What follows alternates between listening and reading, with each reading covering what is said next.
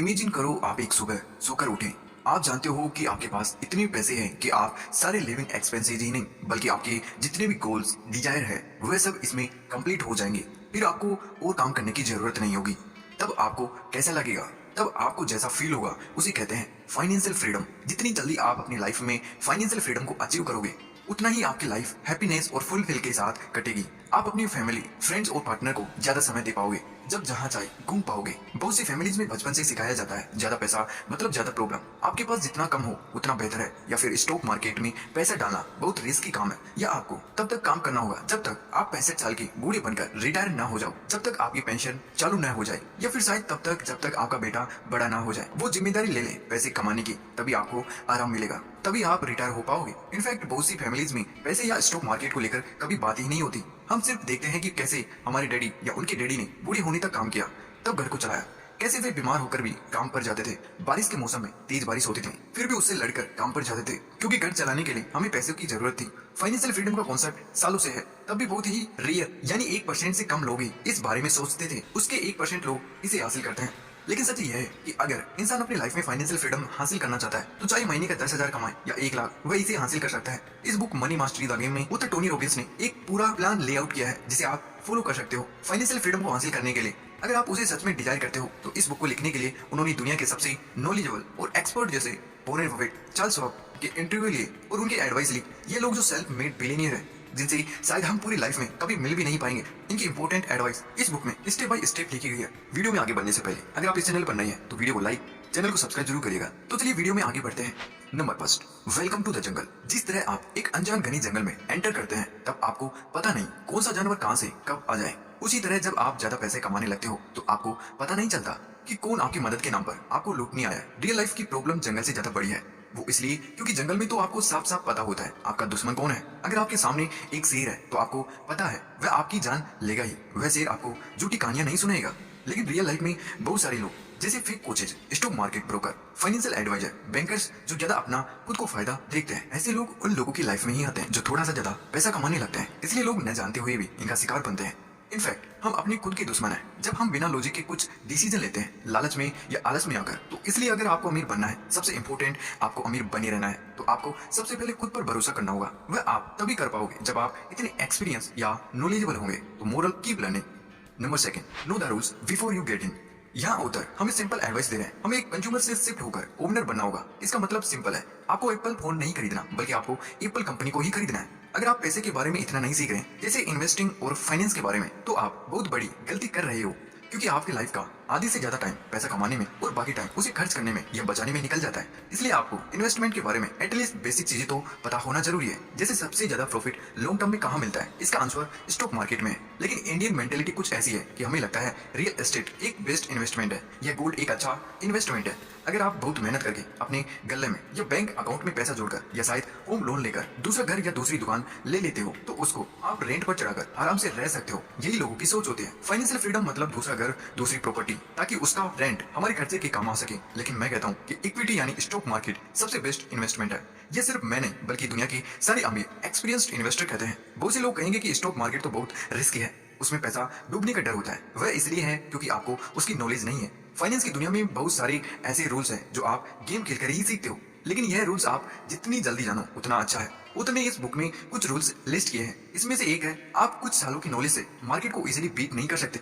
यानी stock market index fund जैसे Sensex या निफ्टी से ज्यादा रिटर्न कंसिस्टेंटली नहीं ला सकता। इनफैक्ट सिर्फ 4% actively managed fund index fund से अच्छा रिटर्न देते हैं। 100 म्यूचुअल फंड में से 4 म्यूचुअल फंड लॉन्ग टर्म में इंडेक्स फंड से अच्छा रिटर्न देंगे। इंडिया में और हर जगह म्यूचुअल फंड ज्यादा फेमस है। वह इसलिए क्योंकि इसकी एडवर्टाइजिंग होती है, इंडेक्स फंड की नहीं होती, इसलिए इसके बारे में बहुत कम लोग जानते हैं। मोरल, जितना लेट उतना loss. Number third, what's the price of your dreams. अगर आप 10 लोगों से पूछे कि उन्हें एकदम आराम की जिंदगी जीने के लिए कितने पैसे चाहिए, तो 10 में से 9 कहेंगे 10 करोड़ या 100 करोड़। ये रैंडम नंबर है जो उनके दिमाग में आता है, क्योंकि हर आदमी ज्यादा की फीस करता है। प्रॉब्लम वहीं से शुरू होती है। अगर आपको सच में फाइनेंशियल फ्रीडम को अचीव करना है तो आपको एक एग्जैक्ट अमाउंट कैलकुलेट करना होगा। मान लीजिए आपकी फैमिली में 4 लोग हैं, आपका टोटल मंथली खर्च 30,000 प्रति महीना है, मतलब साल के 3.6 लाख होते हैं। तो आपको सिर्फ 60 लाख चाहिए फाइनेंशियल फ्रीडम हासिल करने के लिए। वह ऐसे, अगर आप 60 लाख किसी भी बैंक की फिक्स्ड डिपॉजिट में डालते हैं तो आपको मिनिमम 6% इंटरेस्ट तो मिलेगा ही, जो हर साल का 3.6 लाख होता है। यानी आप एक बार 60 लाख जमा करके बैंक में डाल दो, फिर बैंक आपको हर साल 3.6 लाख देगी। फिर आपको काम करने की जरूरत नहीं है। अगर आप नोटिस करोगे तो यह 60 लाख आपके 10 करोड़ या 100 करोड़ से भी बहुत कम है, जिसके लोग अक्सर सपने देखते हैं। लेकिन इसमें एक छोटी सी प्रॉब्लम है, इंडिया एक हाई ग्रोथ कंट्री है, यहाँ की महंगाई भी बहुत ज्यादा है, तो आने वाले कुछ सालों में 3.6 लाख कम पड़ेंगे क्योंकि चीजों के दाम महंगे होते जाते हैं। लेकिन अगर आप किसी इक्विटी फंड में पैसा डालोगे जो इन्फ्लेशन से बेटर रिजल्ट देता है, तो आपका एक्चुअल इन्वेस्टमेंट कम होगा और उसका रिटर्न ज्यादा होगा। या फिर आप खुद किसी अच्छी कंपनी के स्टॉक ले लो। मान लो आपने किसी एक ऐसी कंपनी का स्टॉक ले लिया जो अच्छा डिविडेंड पे करती है, तो आपको हर साल उस कंपनी से डिविडेंड भी मिलेगा, जिससे आपका एक्सपेंस कवर होगा और साथ ही इसका स्टॉक प्राइस भी बढ़ता रहेगा। इसको होता लाइफ टाइम इनकम प्लान कहते हैं। लेकिन स्टॉक में डायरेक्टली इन्वेस्ट करना रिस्क है, क्योंकि आपको उस कंपनी को रिसर्च करना होता है, उसकी बिजनेस की नॉलेज होनी चाहिए।